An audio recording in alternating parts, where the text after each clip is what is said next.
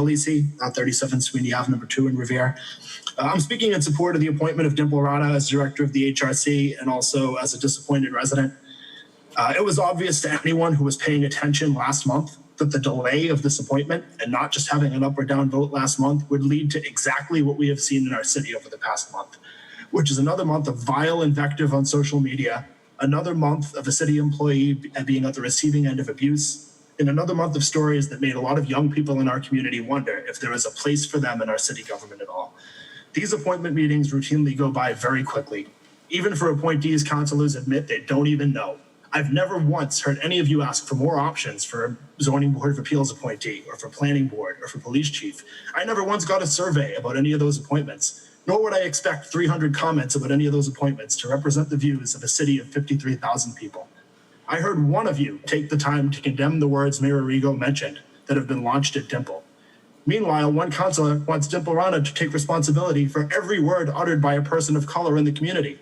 Another councilor was objecting to the fact that Dimple mentioned that she experienced racism while she was a student at the Wayland School, and that was one of the issues they had with her.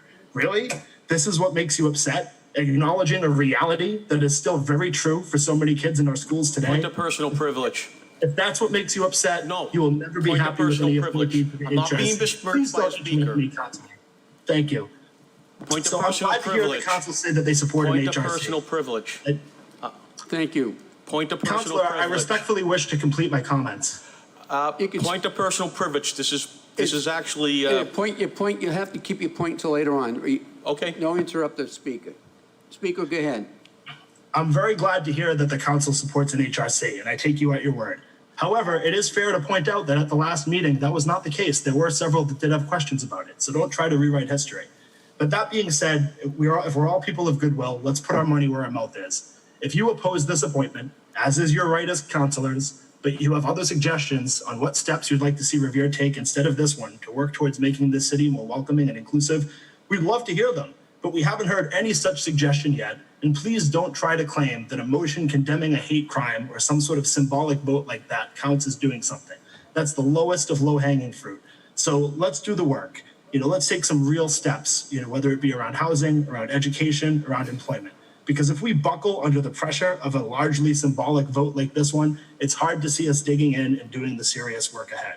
The eyes of the region are on cities like us so that we can prove we can adapt to the increasing diversity of our community and make sure that our government reflects it. I applaud the mayor for trying to take this step, for putting himself on a limb because it's the right thing to do, and I hope that you'll all do the same. Thank you. Thank you.